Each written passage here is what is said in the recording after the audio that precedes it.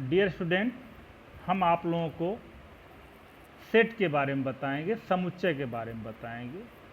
समुच्चय की परिभाषा क्या होती है, समुच्चय कितने प्रकार का होता है, समुच्चय में कौन कौन सी क्रियाएं होती हैं। तो सबसे पहले हम सेट की परिभाषा जानते हैं।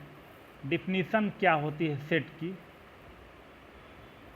सुपरिभाषित वस्तुओं का समूह या संग्रह समुच्चय कहलाता है। अब यहाँ एक प्रश्न ये उठता है कि सुपरिभाषित का क्या तात्पर्य है। तो जैसे एक उदाहरण दें हम आपको, हम कहें कि किसी गांव में लंबे व्यक्तियों का समूह, लंबे व्यक्तियों का संग्रह, तो ये जो हमारा वाक्य है, ये जो सेंटेंस है, ये सुपरिभाषित नहीं है। क्यों नहीं सुपरिभाषित है? क्योंकि लंबाई का कोई पैमाना नहीं होता है कि किसको लंबा कहा जाता है, किसको लंबा नहीं कहा जाता है। इसी प्रकार यदि हम ये कहें किसी कक्षा में अच्छे छात्रों का समुच्चय, अच्छे छात्रों का संग्रह, तो ये भी सुपरिभाषित नहीं है। क्योंकि ये हम नहीं बता सकते हैं कि कौन अच्छा है और कौन अच्छा नहीं है, क्योंकि उसका कोई पैमाना नहीं होता है। तो सुपरिभाषित का ये तात्पर्य हुआ कि जो बिल्कुल स्पष्ट हो, बिल्कुल क्लियर हो, उसी को हम सुस्पष्ट कहते हैं। तो सुपरिभाषित वस्तुओं का समूह या संग्रह समुच्चय कहलाता है। Set is the collection of well defined things. अब रही बात समुच्चय को कैसे निरूपित करते हैं। जिन अवयवों से समुच्चय का निर्माण होता है उन्हें अवयव या एलिमेंट कहते हैं। तो समुच्चय निर्माण की, समुच्चय निरूपण की दो विधियां होती हैं। पहली विधि होती है जिसको तालिका या सूची विधि कहते हैं।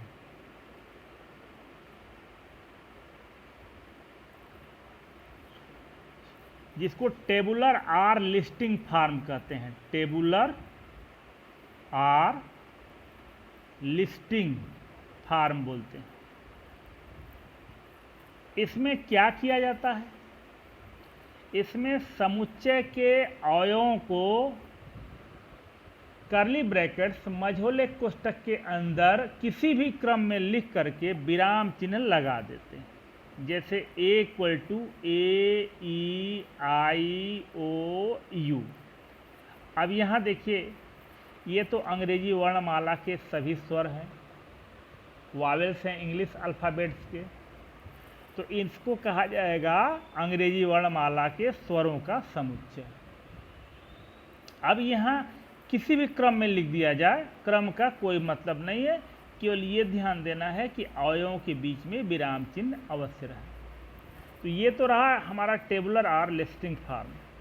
लेकिन जब अवयवों की संख्या बहुत अधिक हो जाए तो इस तरह लिख पाना संभव नहीं होगा। तो दूसरी विधि ये है जिसको हम समुच्चय निर्माण विधि कहते हैं या सेट बिल्डर फॉर्म। समुच्चय निर्माण विधि, समुच्चय निर्माण विधि या बोलते हैं set builder, BUILDER, builder form. इसमें क्या किया जाता है? किसी एक अवयव को, समुच्चय के किसी एक अवयव को उसके विशेष गुण द्वारा प्रदर्शित करते हैं। जैसे हमने लिख दिया A = X such that X belongs to, X जो है लोकसभा का एक सदस्य, लोकसभा का एक सदस्य है। अब लोकसभा के जितने भी सदस्य हुए ये सभी इस समुच्चय के अवयव हुए। यहाँ ध्यान देने वाली बात है, यहाँ एक वचन में लिखा जाता है, सिंगुलर होना चाहिए। तो समुच्चय निर्माण विधि में किसी एक अवयव को, उस अवयव का एक स्पेशल प्रॉपर्टी कोई होगी, विशेष गुण होगा, उसी विशेष गुण को यहाँ लिख दिया जाता है। तो समुच्चय निरूपण की दो विधियाँ हो गई। पहला तालिका या सूची विधि, टेबुलर और लिस्टिंग फॉर्म। दूसरा हो गया समुच्चय निर्माण विधि या सेट बिल्डर फॉर्म। अब समुच्चय कितने प्रकार का होता है हम जानेंगे। समुच्चय कितने प्रकार का होता है, टाइप्स ऑफ सेट। समुच्चय के प्रकार, तो सबसे पहला आता है जिसको हम कहते हैं रिक्त समुच्चय, नल सेट। रिक्त समुच्चय, नल सेट। ऐसा समुच्चय जिसमें एक भी अवयव न हो, इसको हम फाई से निरूपित करते हैं। फाई को ब्रैकेट्स के अंदर नहीं लिखेंगे, ब्रैकेट्स के अंदर लिख देंगे तो ये रिक्त समुच्चय नहीं रहेगा। अगर हम ब्रैकेट्स के अंदर लिख देते हैं तो ये रिक्त समुच्चय नहीं रहेगा। अब दूसरा उदाहरण देखें, A = हम ब्रैकेट्स बनाए, इसमें एक भी अवयव न लिखे, तो ये भी रिक्त समुच्चय का उदाहरण होगा। आगे वाला उदाहरण देखिए, B = x such that x belongs to natural number, x is greater than 3 but less than 4। तो ऐसी कोई नेचुरल नंबर, ऐसा कोई धन पूर्णांक होती ही नहीं है जो 3 से बड़ी हो किंतु 4 से छोटी हो। तो ये सब उदाहरण जो हैं हमारे रिक्त समुच्चय के हुए। अर्थात एक एग्जाम्पल और देखें, A = x such that x belongs to natural number और x² + 1 = 0।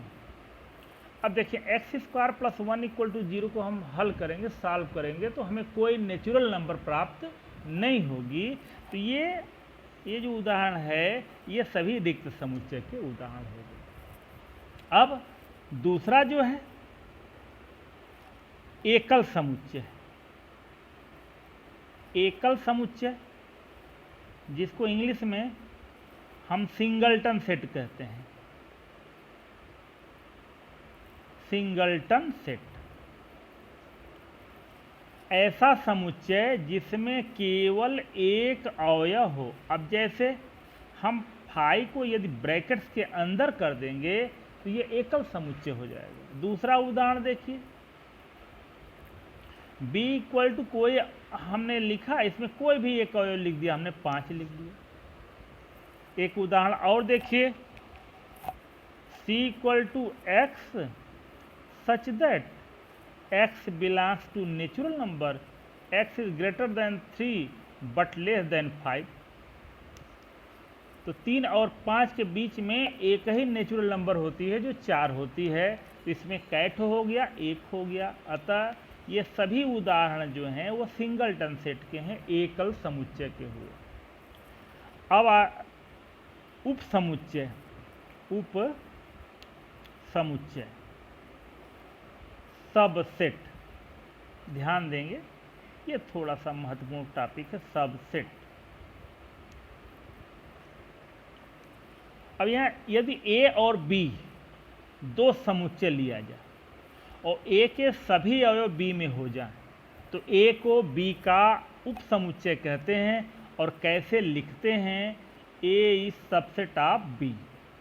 A के सभी अवयव B में हों तो कहेंगे A B का उप समुच्चय है। अब जैसे उदाहरण देखें, A = लिख दिया हमने 1 2 3 और B = लिख दिया 1 2 3 4 5। तो देखिए A के जितने भी अवयव हैं सभी अवयव B में हैं, तो हम A को B का सबसेट कहेंगे।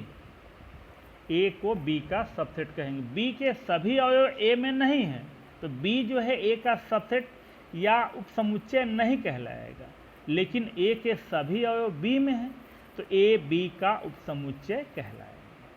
अब उपसमुच्चय से 3 बातें निकल करके आती हैं। पहली बात क्या आती है? पहली बात ये आती है कि phi subset of every set.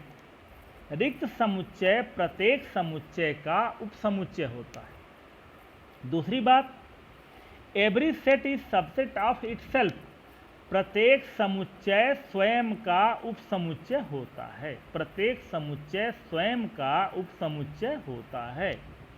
और तीसरी बात क्या है, यदि किसी समुच्चय में n अवयव हैं तो उपसमुच्चयों की संख्या 2 की घात n होती है। जैसे a = ABC, देखें यहाँ a में 3 अवयव हैं, तो हम उपसमुच्चयों की संख्या जानना चाहेंगे तो उपसमुच्चयों की संख्या 2 की पावर 3 अर्थात 8 होगी।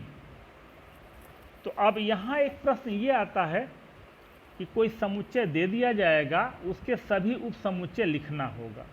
जैसे हमने दे दिया a = 1 2 3, अब इसके कितने उपसमुच्चय होंगे? तो पहला तो उपसमुच्चयों की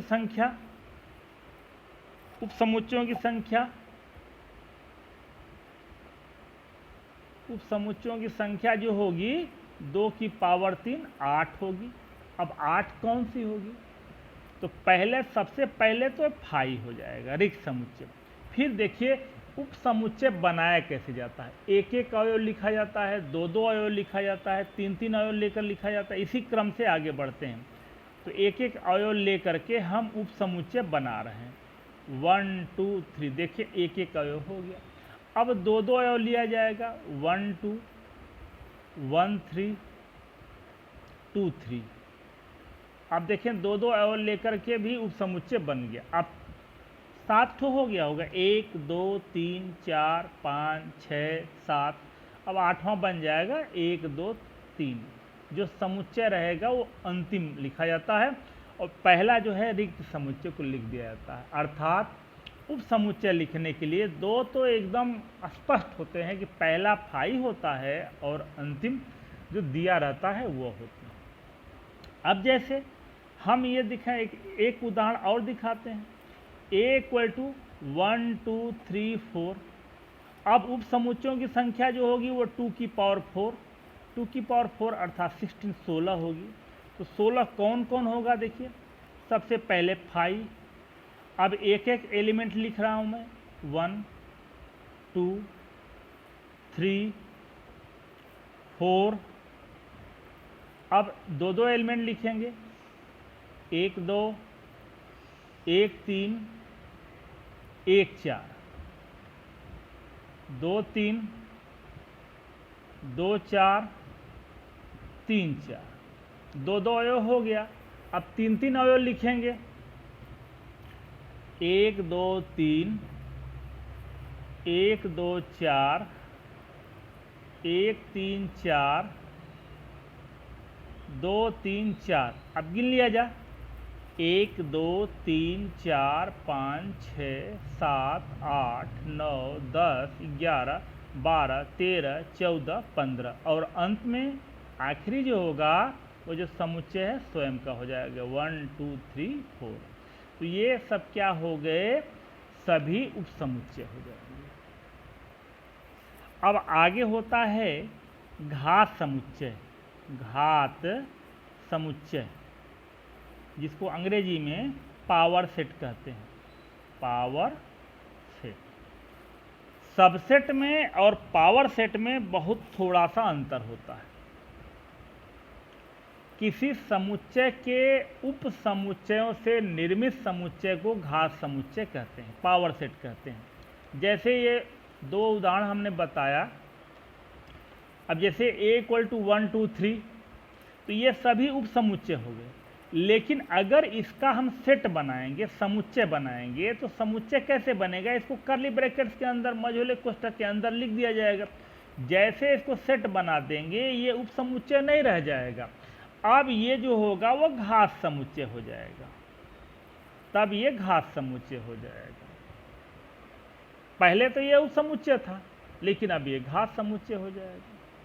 तो किसी समुच्चय के उपसमुच्चयों से निर्मित समुच्चय को घात समुच्चय कहते हैं। अगर इसको भी हम समुच्चय बना दें, किनारे ब्रैकेट्स लिख दें, तो ये उपसमुच्चय नहीं रह जाएगा, ये घात समुच्चय हो जाएगा। यहाँ थोड़ा सा ध्यान देना है क्योंकि कभी कभी लड़के करते क्या हैं, उपसमुच्चय लिखने को दिया जाता है तो घात समुच्चय लिख देते हैं, घात समुच्चय लिखने को दिया जाता है तो उपसमुच्चय लिख देते हैं।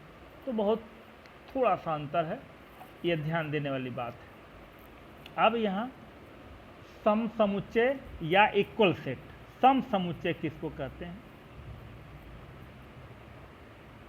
सम समुच्चय अर्थात एक ही समुच्चय को दो बार लिख दिया जाए, अर्थात ए बी का उपसमुच्चय हो और बी जो है वह ए का उपसमुच्चय हो, ए के सभी अवयव बी में हो और बी के सभी अवयव ए में हो, तो हम कहते हैं ए बराबर बी, ए बराबर बी सम समुच्चय। एक ही समुच्चय को दो बार लिख दिया जाए वही सम समुच्चय होगा, दूसरा कोई भी सम समुच्चय नहीं।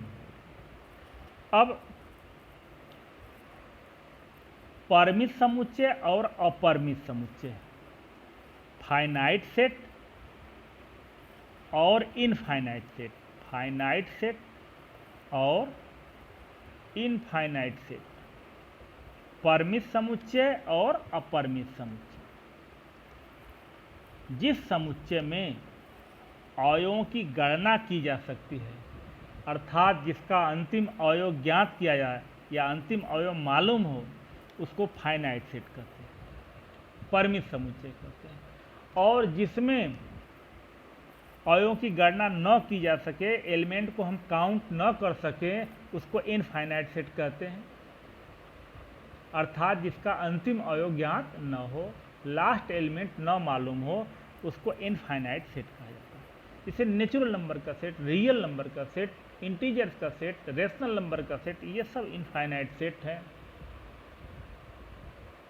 तुल्य समुच्चय है जिसको इक्विवेलेंट सेट कहते हैं, तुल्य, तुल्य समुच्चय, इक्विवेलेंट सेट। दो समुच्चय तुल्य समुच्चय तब कहलाते हैं जब इनमें अवयवों की संख्या बराबर हो, जैसे a equal to 1 2 3, b equal to A B C, A में 3 अवयव हैं, बी में भी 3 अवयव हैं, तो हम ये तीर द्वारा लगाते हैं, जो जैठो अवयव ए में होंगे तय अवयव बी में होंगे, तो ऐसे समुच्चय को हम तुल्य समुच्चय कहेंगे। अब समष्टीय समुच्चय, समष्टीय समुच्चय अर्थात सबसे बड़ा समुच्चय। तो अब सबसे बड़े का निर्धारण कैसे होगा, किसको हम समष्टीय समुच्चय कहेंगे, कैसे निर्धारण करेंगे, जिसको यूनिवर्सल सेट बोलते हैं, यूनिवर्सल सेट। किसी समस्या से संदर्भित सबसे बड़े समुच्चय को समष्टीय समुच्चय कहते हैं, इसको कैपिटल यू से निरूपित करते हैं। किसी समस्या से संदर्भित सबसे बड़े समुच्चय को समष्टीय समुच्चय कहते हैं। अब समस्या से संदर्भित, जैसे यदि हम उदाहरण दें कि वेस्ली इंटर कॉलेज में पढ़ने वाले कक्षा 11 के छात्रों का समुच्चय, वेस्ली इंटर कॉलेज में पढ़ने वाले कक्षा 10 के छात्रों का समुच्चय, वेस्ली इंटर कॉलेज में पढ़ने वाले कक्षा 8 के छात्रों का समुच्चय। हम एक वाक्य बोल दें, एक सेंटेंस बोल दें, वेस्ली कॉलेज में पढ़ने वाले छात्रों का समुच्चय, तो जो वेस्ली कॉलेज में पढ़ने वाले छात्रों का समुच्चय होगा वह समष्टीय समुच्चय कहलाएगा। इसे कैपिटल यू से निरूपित करते हैं। तो ये तो रहा समुच्चय का प्रकार।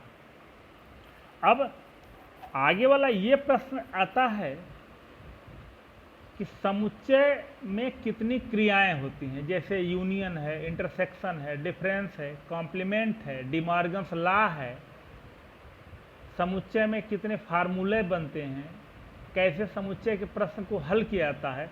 तो जो हमारी अगली वीडियो होगी उसमें समुच्चय पे कितनी क्रियाएं होती हैं वो बनाएंगे। Thank you.